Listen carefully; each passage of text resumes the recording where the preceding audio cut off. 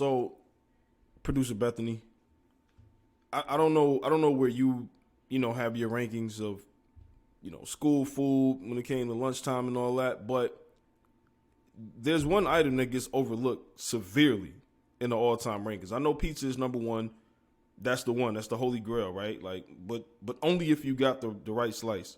Only if they got you, out that new batch, the fresh pan, and you ain't get the shit that was looking like the bottom of the grill and all that. You know what I'm saying?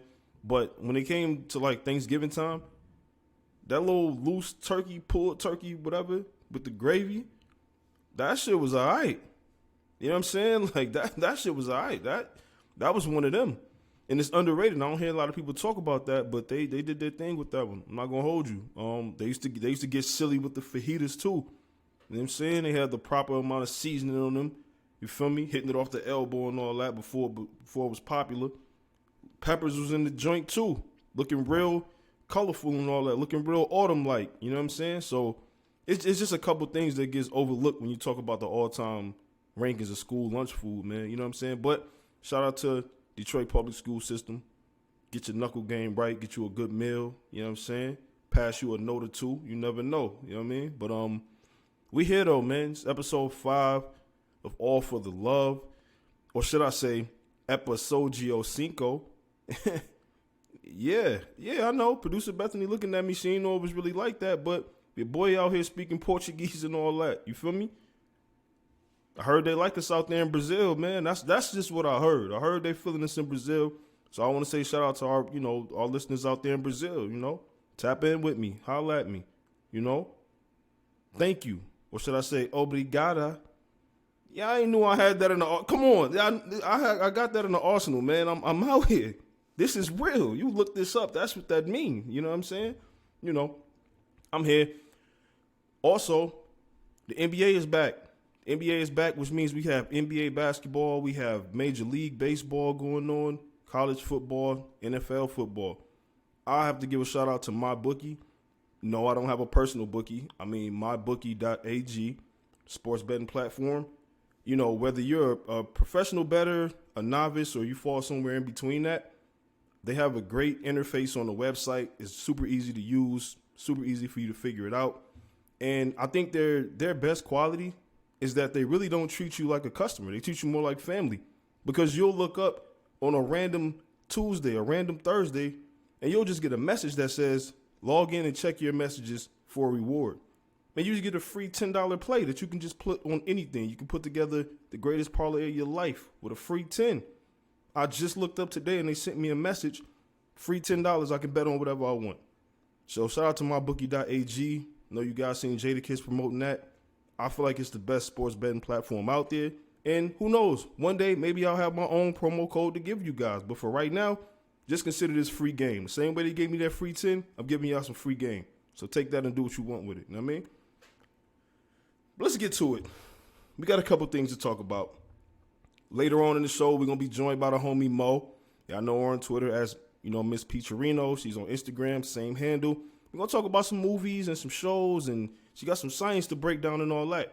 Also, stick around to the end of the episode if you want to hear my thoughts on Halloween Ends. Now, if you haven't seen it yet, you don't want spoilers. I mean, you can kind of tell by the title what's going on, but I'm going to give my take on it. But if you haven't seen it yet and you want to wait, that's at the end of the episode. For now, let's get into what's going on. The Creed 3 trailer just dropped. Shout out to Michael B. Jordan. You know what I'm saying? My man bounced back. Feel me? Because, a couple months ago, we saw him sitting courtside looking like he did the one-chip challenge before he sat in his seat. You feel me? It was real pain right there. But my man bounced back. His directorial debut. You know what I'm saying? Creed 3. Jonathan Majors is in it. And I want to take a real quick second to shout out Jonathan Majors, because he seems like one of those good dudes that you don't know how to feel. Like imagine your girl work with Jonathan Majors, right? He at the office and all that. You see him coming in, you like, yeah, like, all right, hope homie ain't trying to push up on, whatever. Because she come home and tell you, like, nah, Jonathan told me this joke today, and he told me, Jonathan, what you talking about? Matter of fact, I'm going to come pick you up later. Let me see what's going on. Jonathan seemed like the type of dude to come out there and he know your favorite sports team because he didn't have conversations with your girl about it. And he like, hey, man, Y'all looking good this year, man. Yeah, I like what y'all doing. Whatever. So you can't even really be mad at him. Because you like, damn, he know what he talking about. He respectful. But then he pop up looking like the action figure and all that. So you don't really know his intentions. You know what I'm saying? But he just seemed like that kind of dude to me. You know what I mean? He seemed like a good dude. Shout out to him. That trailer, all 2 minutes or whatever it was, he went crazy. Like, this man went crazy. I know what he can do. You seen him on, a couple other things already. But, man, like, this is going to be one of them. It's going to be one of them all-time performances, man. I ain't going to lie. It's going to be one of those Vince Carter in the dunk contest, you know what I'm saying, it's over type performances. That's what I'm predicting. I like the storyline. There's some bad blood there, some history. I'm here for it. I'm really here for it, man. Also, I gotta get in shape, man, because niggas ain't about to just be out here looking like Jonathan Majors. And you know what I'm saying? Like, his hairline ain't like this, but you know what I mean? We out here though. Summer body is loading, you know what I'm saying? But shout out to them brothers though, man. I'm happy to see it. Tell you what I'm not happy to see: clownery, buffoonery, and coonery. You know what I'm saying? Herschel Walker is the epitome of all of those, rolled into one, just a burrito of coonery. And I'm not with it. I'm really not with it. This man is out here. He's a Republican, first of all, right? This is somebody who I used to hear about my whole life as being one of the great football players, and he's so nice, and he's so this, whatever. And you get older and you realize, like, damn, he's just a bozo that could run the football good. Like, wow, this is kind of crazy. Not only is he a bozo, he's a liar. But he's not even like a clever liar. He doesn't lie about things that, like, only he can prove wrong. He lies about things that are very easily debunked. This man talked about his FBI training and, yeah, I got FBI clearance. No, you don't. You can't arrest anybody. You can't do anything. You can't look into anything, bro. You're going to be at home watching Quantico like the rest of us, or SVU like the rest of us, bro. You can't do shit. This man sits up here and talk about his military experience. You know what his military experience consists of? Him coming in to talk. He came in to give a couple speeches and talk. Like, he's lying about things that people can literally just go look up and say, wait, no, you didn't. And he starts talking about, yeah, well, I graduated at this. And they're like, no, you didn't. You didn't do any of that. But the fact that he's down here, he's a black face that they can put on something to say, see, we like black people. Look, like, we got, it's him, Herschel Walker, football, right? That's all he is. And I'm not sure if he's smart enough to understand that he's being used as just kind of like this puppet and just, go out there and just do this and spew all this bullshit that you want. I'm not sure. I'm really not. Far be it from me to tell you how to vote and where to put your vote, all that, whatever. But just pay attention to what's going on. They're playing right in our face. They're playing right in our face, bro. Like, kid is a clown. Get him out of here. You know what I'm saying? On to the next thing. You know what I'm saying? We got other business to tend to. Let's end this with some black excellence, because we started off with black excellence. Had a little coon situation going on, but let's go back up to some black excellence. Shout out to Bron Bronny. The new Beats by Dre commercial just came out. And if you're like me and you remember when LeBron was, having to cover up his tattoos and, the games is on ESPN, high school games, and you see him rapping in the Hummer, rapping the Blueprint intro. Bron been fucking up lyrics for a long time, too. This ain't new. I don't want y'all to think this is an act. He been messing up lyrics for a minute. So shout out to Bron for being consistent, the brand being consistent and all that. But he got the new commercial with his son, man, and it's beautiful to see. I remember when I was young, I was just but a lad, watching LeBron just take the world by storm. And now to fast forward all these years later, his son with the, the NIL deal, got the Beats by Dre campaign going on. It's beautiful to see. And we need more of this moving forward. We need to see our basketball players, our entertainers, our great black men, put their family on. Let's see. I'm here. Sign me up for this next generation of James children playing basketball, right? Like, I want to see all of it. I'm here for it. Shout out to them. Commercial was done beautifully. Also, I'm gonna tell y'all the biggest flex in that commercial. It ain't just because LeBron got money. You know this. At the end of it, they was ordering food. Savannah was on the phone. He's like, yeah, what you want? Oh, he wants sushi. I think I must get them tacos. Anybody who's ever ordered from two different places on Uber Eats or DoorDash or whatever, you know how much money it costs. That's the biggest flex. I don't care if he had 10 Bentleys out there. Ordering from 2 places on DoorDash or Uber Eats, that's a bigger flex than anything. I don't care about your chains, none of that. Your sneaker collection, none of that. That right there was a flex. So shout out to Bron, man. Shout out to Bron and the family and all that. You know what I mean?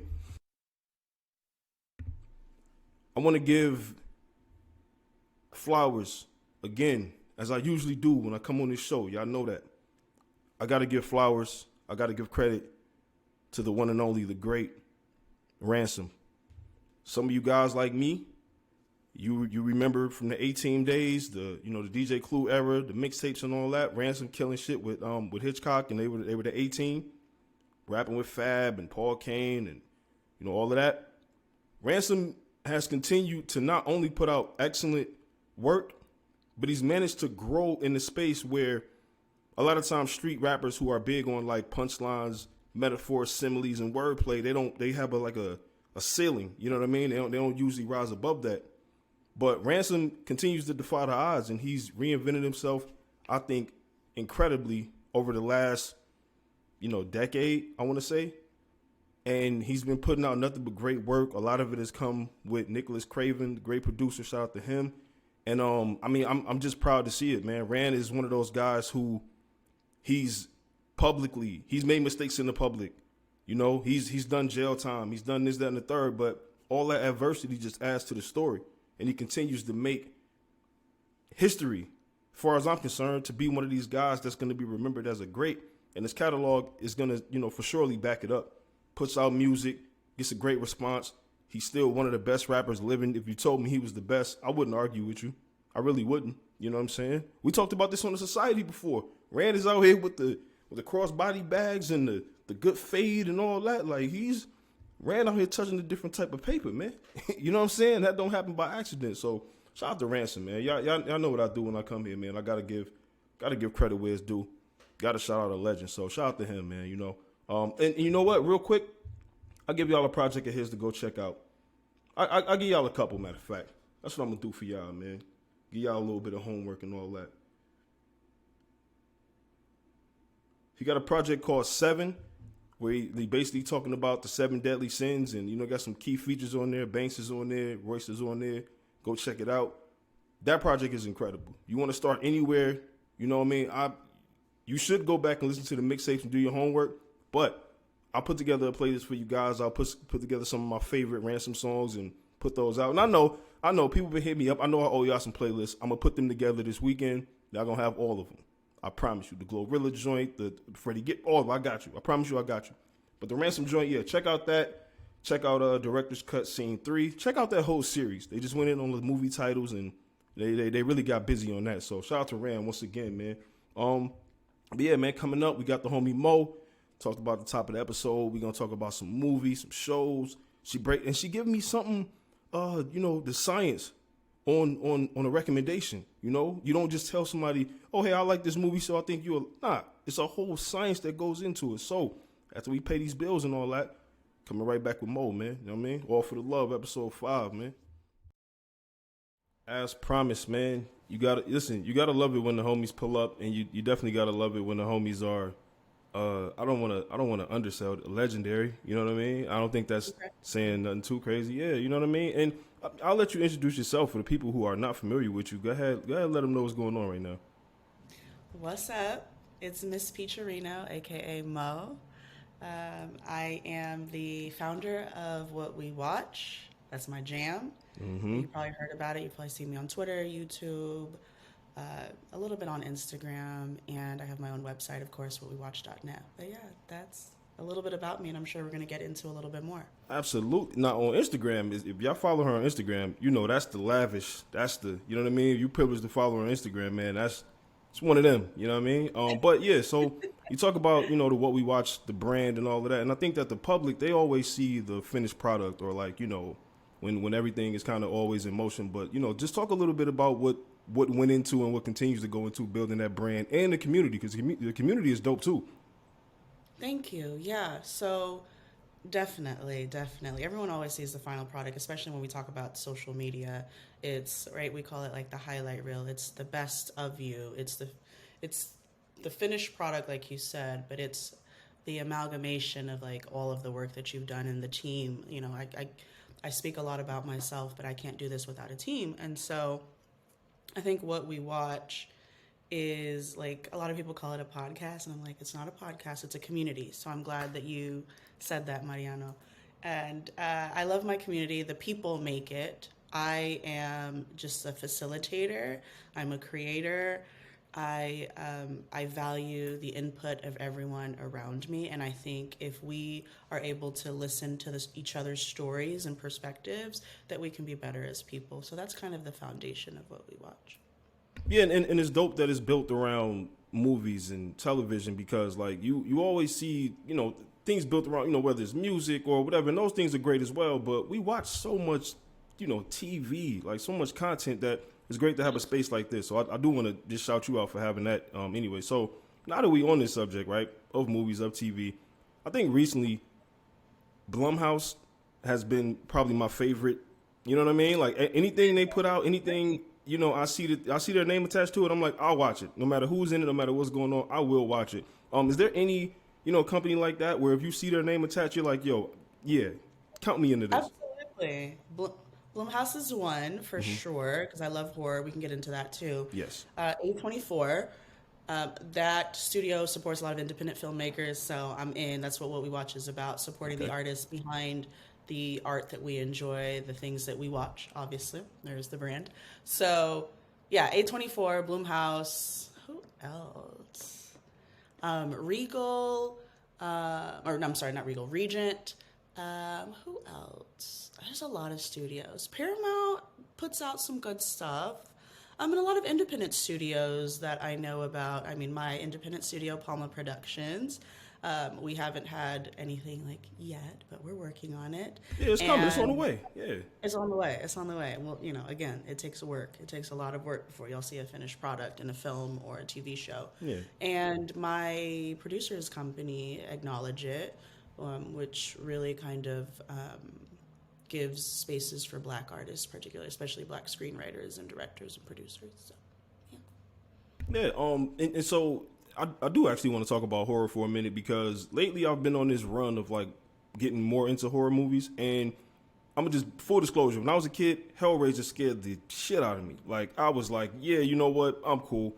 But I just watched the new one, and I wasn't mad at that. I wasn't mad at that at all. I enjoyed that. What did you mean you weren't mad at it? So when you were younger, it was too scary, or was it just not scary when I was enough? younger, it felt like it was just a scary movie. Like I didn't, you know, and maybe I was just too young to just like pay attention to it and be like, nah, whatever. This one, I was like, okay, cool. Maybe I should go back and watch the original now as an adult, because this one was good. Like I got to give this some credit. I got to take my hat up to it. It was a great movie. Did you get a chance to check it out? I have not watched Hellraiser yet. I was supposed to go to like with the director and everything, but I was out of town in New York. Yeah. Y'all saw that on Instagram as well. But no, I need to watch that. I have the longest list of horror films to watch. Yeah. It's October, It's the season. So I'm all into horror, right? So a couple of things, Mariano. I think I want to go back to earlier what I was saying, or what you were saying about we watch a lot of TV and a lot of film. Yeah. And what we watched became this idea and was birthed from how much joy I feel from watching my TV shows and my movies during the pandemic, right? There's no conversation there's never a conversation between two people where we can't address the pandemic, right? Oh, for sure. But while I was alone, and I spent a lot of alone time, I found that the only thing that really brought me joy was like watching my TV shows. And I'm talking about like, and I'm not like this, you know, you don't have to be, I feel like the perception of what we watch is always like this high sophistication and people that have been in film for a long time and understand like the ins and outs. I started watching a pup named Scooby-Doo, Harley Quinn animated series. Yeah. Classics. I just all kinds of Batman, Gargoyles. Yes, and then I was watching, Gargoyles. like, Shout out to Gargoyles. Come on now. And then I was watching obviously like really great movies on Amazon Prime and Hulu and everything. And I just found the joy that I had, and I was sitting alone in my house, and I was like, I can share this joy. And we can talk about like why certain TV shows and why what we watch hits so hard. And we can find community in that. We can find like-minded people that understand. And even if they're not like-minded, we can be introduced to different perspectives based on the stories that we see on screen. So that's where the community comes in. It's not a podcast. You're not going to just listen to me talk. We're going to talk about the community that's created behind the scenes of a film and after, as we experience it in a theater. So that's like, the foundation here, and that's what continues to motivate me for the work. But as far as horror, I think I really appreciate that you're getting more into horror. Oh yeah. A lot of filmmakers start off by making horror films. You don't always see them if you don't go to like their film festivals, and you don't see a lot of the journeys that a lot of these big directors. A lot of people don't know like where they started or whatever. But because it has so many like fundamentals in film, right? It's like it tells a story. Like you don't know what you're gonna get in a horror movie, but just as far as like storytelling goes, you know what you're gonna get. Like generally speaking, as far as Hollywood horror goes, right? Right. Someone's in distress, someone's in love. There's some sort of entity, some sort of thing, some sort of being, some sort of experience that's scary. It's across a few people. It gets a few people. It doesn't get the protagonist, maybe. That's one of my favorites when it does actually get the protagonist, and how like those movies are very cool. I like that. And then like you have the end where they succeeded or they failed, they find the love of their lives or whatever, or they defeat the what's it called, and like there's your Hollywood horror film in a nutshell, every single one, right? 100%. But there's beauty in that. There's a lot of art in that. So I really appreciate you getting into horror, because it's not just like being scared, right? Yeah. Go in. I feel like that's where, when we like have genres of films where you're just like, oh, if it's not scary but it's labeled horror, then it's not then they good. right. Yeah, and it's dismissive of like everything else that goes into horror as an art. It's a great point. Yeah. Go ahead. That's a great point, because it's like if people didn't walk away from this shit having nightmares, they're like, oh, well, they failed. It's like, nah. Did you enjoy the movie? Did you get a movie a chance? Like, you know what I mean? Right. So when you talk about that, right, like during the pandemic, because absolutely, I went back and rewatched some of my favorite shows, like shows that I've seen a million times. What is your go-to comfort show and or movie that, like, no matter what day of the week, no matter what mood you're in, you're like, I'll put this on and I'm good? I got you. Comfort show, Darkwing Duck. Hey, listen, you taking me back to my childhood right now, and I appreciate that, because you're gonna make me go watch that today with my kids. That's like, this is, oh man. Now I have multiple comfort movies, and I'm glad that we're talking a lot about. I'm bringing up a lot of animation, because I think that gets lost in conversation as well as this, like, it's just labeled and pigeonholed into this like childish thing, and I'm like, do you think children are making these shows? Adults making these shows. Yeah, what's the joke? You mean to tell me a shrimp fried this rice? Like, come on. Right. It's like Adult Swim, and I love the branding, but it's like, all of it's adult, right? Yeah, like, it's for us. Obviously, cartoons. There's obviously animation made for children, right? But that should be labeled for children. Cartoons should not have to have this like, description around them that they're for adults. Of course, they're for adults. Just because it's animated doesn't mean it's not. But I love Adult Swim for that. I mean, Rick and Morty, Regular Show, Adventure Time, all that. I mean, just fantastic writing. Amazing World of Gumball, amazing. So I don't want to, discount or discredit animation. It's very powerful, and those artists are talented. Okay, animators, illustrators, the writers behind it, just understanding comedy, timing, satire. It's so good. And then like having this unlimited world, right? Because when you can draw it out, you can storyboard and that, like, there's not live action. You're not limited to like human CGI. It's like whatever you want to draw. You do what you want. Yeah, freedom. Yeah, it's a lot of freedom, and I love that. That freedom means that we get more imagination, more ideas from these talented artists. But anyways, to answer your question, that's my comfort show, Darkwing Duck. Comfort films, there's a lot. It depends, like every comfort is like dynamic, right? Like sometimes I need comfort because of sadness. Sometimes I need comfort because of anxiety. Sometimes I need comfort because of like fear or loneliness or something. So I have a few. Sometimes I need comfort because I need to go to bed.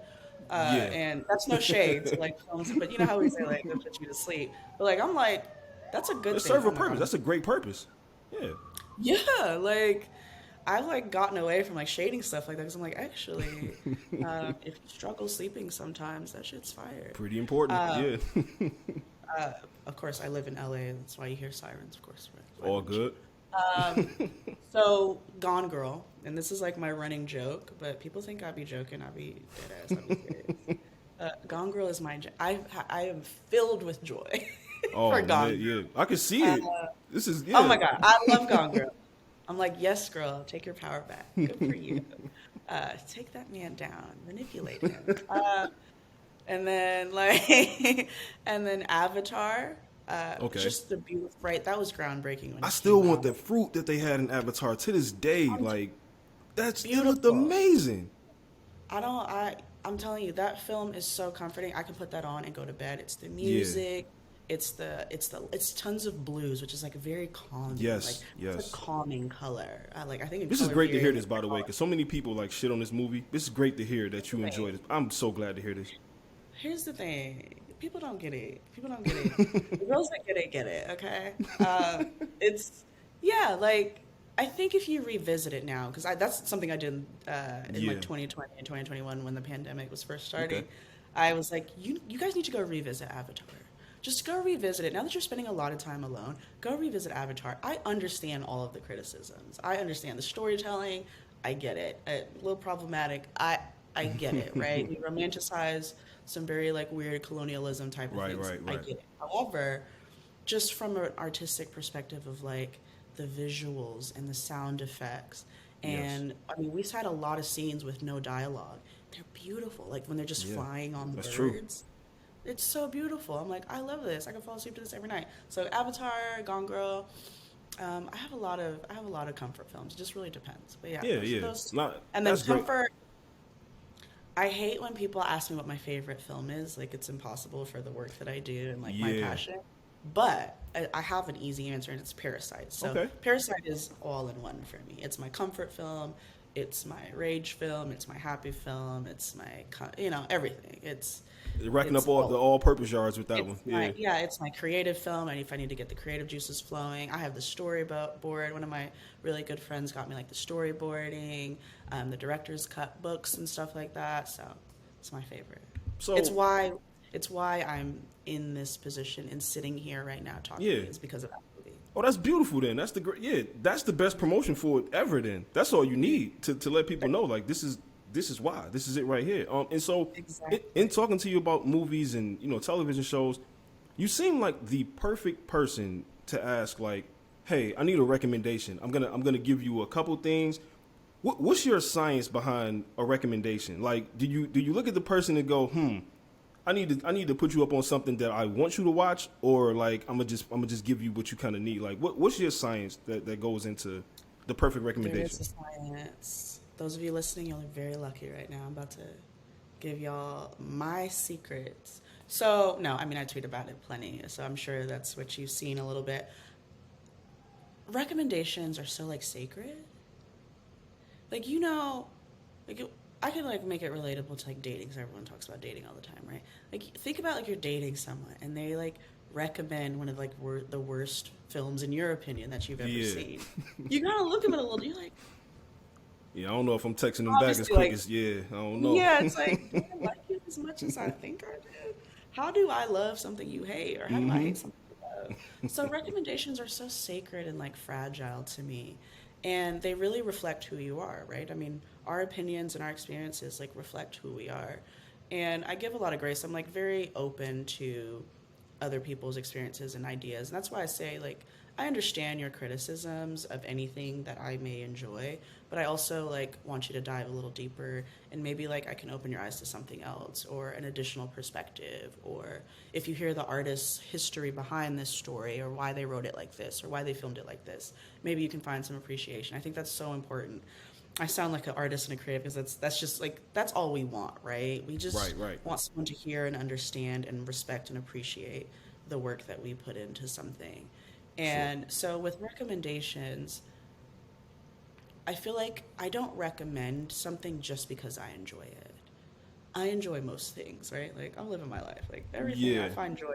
Like I find the power and the art and the creativity in a lot of stuff. It doesn't mean it doesn't mean that there's not movies I don't like. I'm not that person either. Like, oh, I don't say anything bad about Yeah. movies. Everything No. is good. Yeah. Yeah, no, I'm not one of those. Let's be realistic.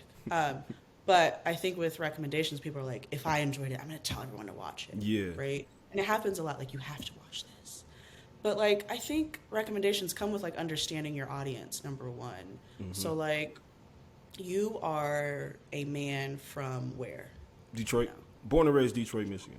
Okay, love Detroit, man. Love that for you. You're a man, you know, from Detroit. I'm a Black Latina woman, you know, culturally Panamanian, raised in a white suburban neighborhood, Black, beautiful, you know, I'm a woman, I'm a Latina, you know, like, and so we have kind of different experiences. So I may see like a Black Panamanian film and be like, oh my gosh, the best thing that's ever happened to me. Yeah. But I'll probably recommend it to like a bunch of other Black Latin people, other people of the diaspora or outside of like Black American people before I Gotcha. recommend it to you, right? Summer of Soul by Questlove. It irritated the hell out of me how so many people, Black American people, hadn't watched this film. And it irritated me in like a genuine way because I was like, you have to watch this movie. I got to watch it in like, it was like one of my, the second or third day I moved here, I went with one of my close friends and Questlove did a Q&A. You know Questlove from Black. Yeah, absolutely. Absolutely. The legend. Shout out to Questlove. Absolutely. Shout out to him and his directorial debut with Summer of Soul. Watch it. It's on Hulu. But I made that recommendation. I'm not looking to recommend it to anybody outside of like the Black American people Yeah, that I gotcha. know and that like follow me on Twitter or Instagram or YouTube or whatever. I'm like, you guys have to watch this. It's important history. It's your history, and it's told beautifully, and it's told colorfully, and it's told powerfully, you know? So I think the science behind recommendations, it's like recognizing your audience first, right? And understanding why you like something and then applying that and seeing how it applies to the people around you.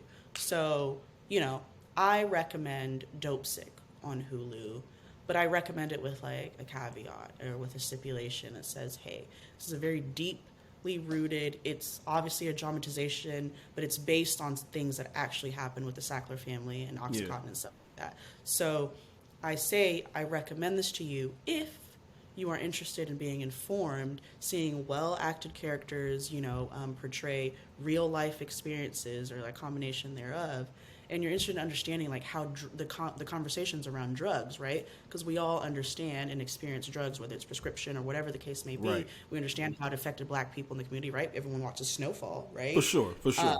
That's a dramatization about something that really happened.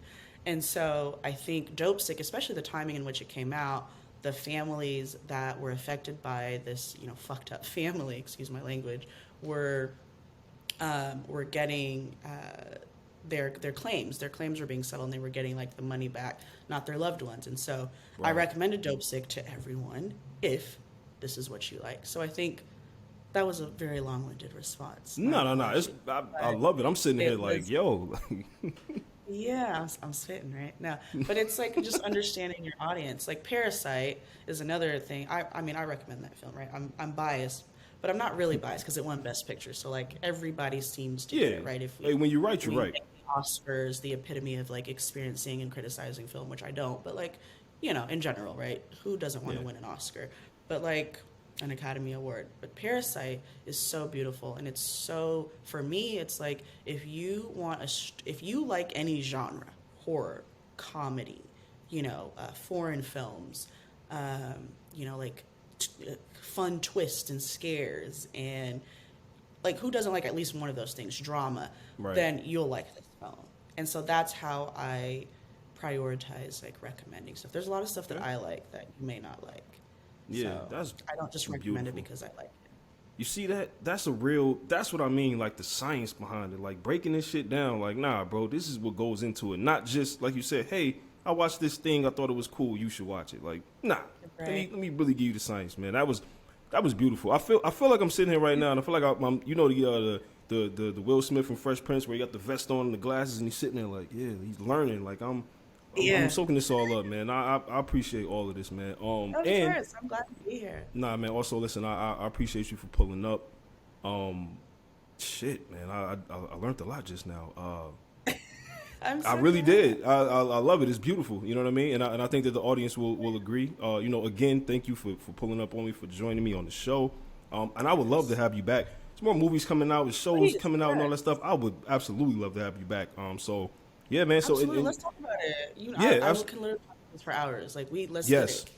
Yes, absolutely. Thank you. Again, thank you for pulling up. I told y'all, man. I told y'all we had homies pulling up and we got legends pulling up in the building, man. And hopefully y'all learned something Legend. like I did. Thank you. Thank you again. Legend in the game. Thank you so much, Mariano. Thank Absolutely. you all for watching. Please tap into what we watch, tap into this podcast. Thank you Yes. so much. He's going to have a lot of great guests, including myself primarily, Yes. on Yes. the show. Follow me on Twitter at Miss Peacherino and follow my brand for sure because I need to shut down Miss Peacherino eventually. I'm not gonna shut her down, but I need to like adjust.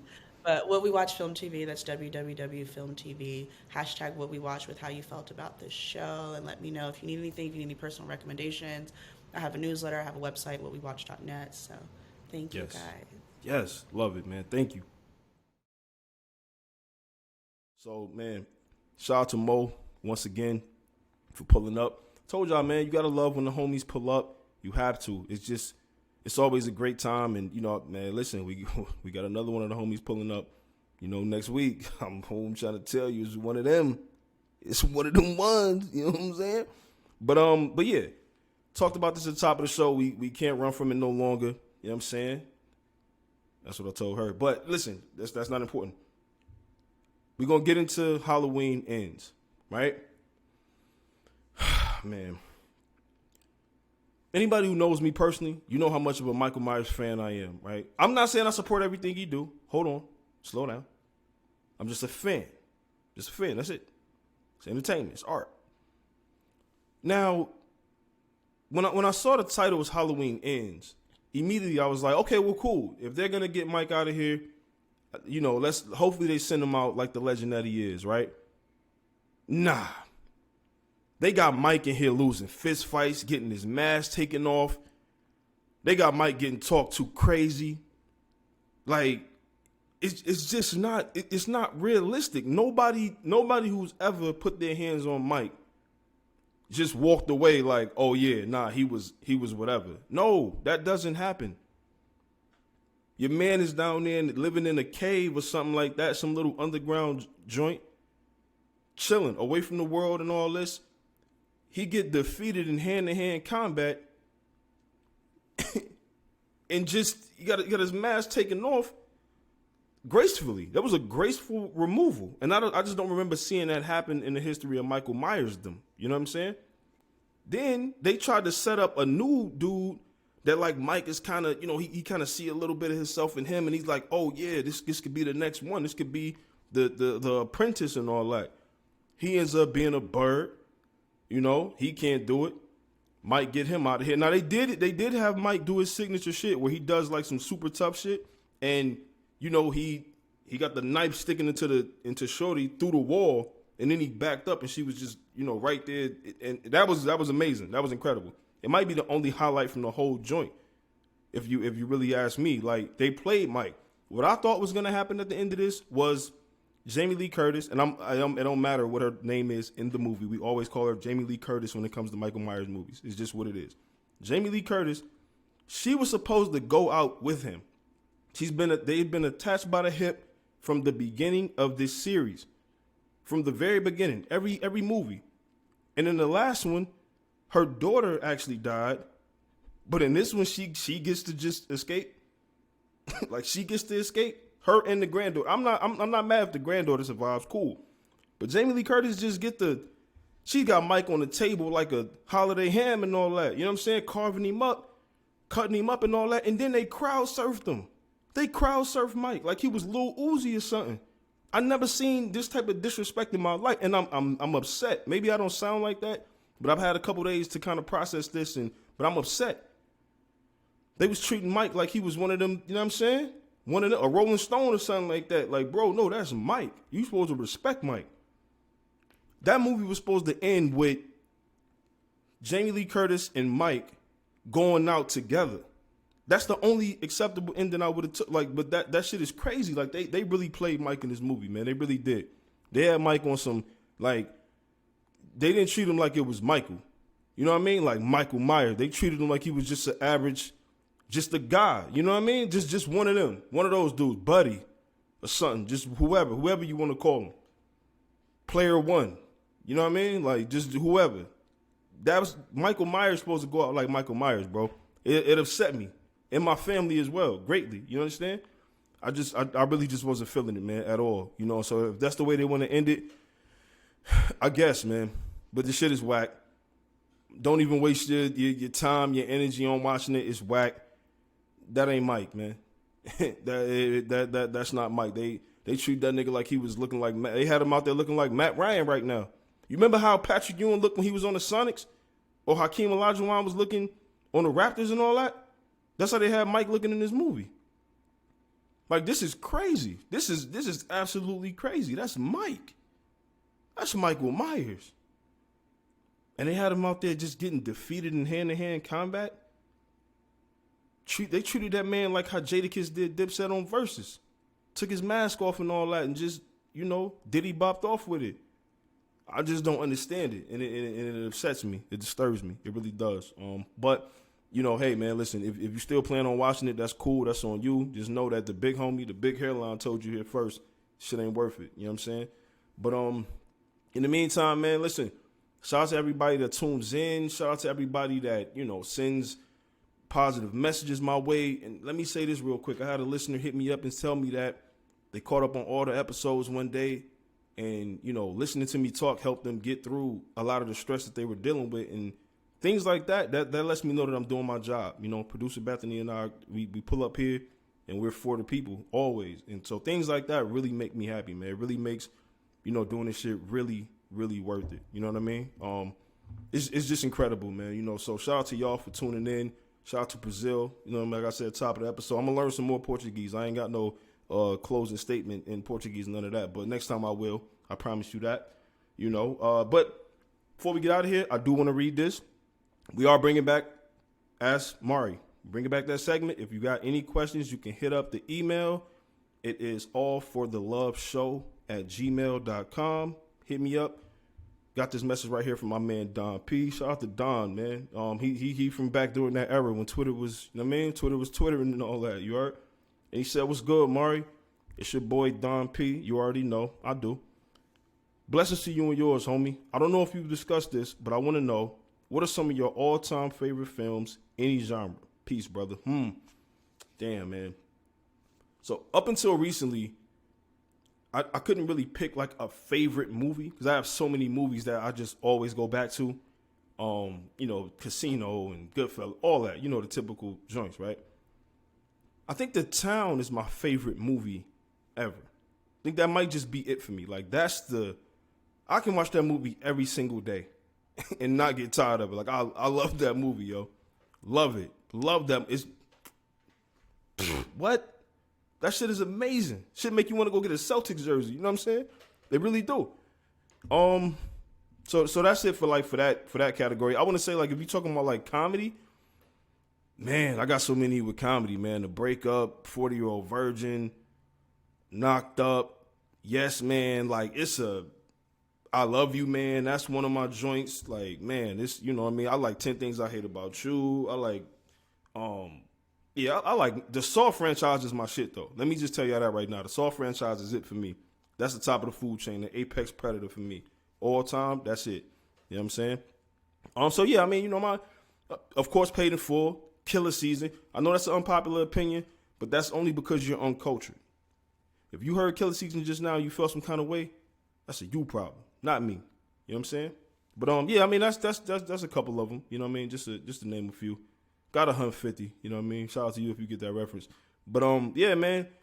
That's it for this week, man. Next week, like I said, we got one of them. We got a doozy. I'm trying to tell you, like it's gonna be one of them. You know what I mean? You definitely want to stay tuned. But in the meantime, check the description. All of the social media will be there. The YouTube, you can subscribe, rate, review, tell a friend, and I will give you those playlists as promised.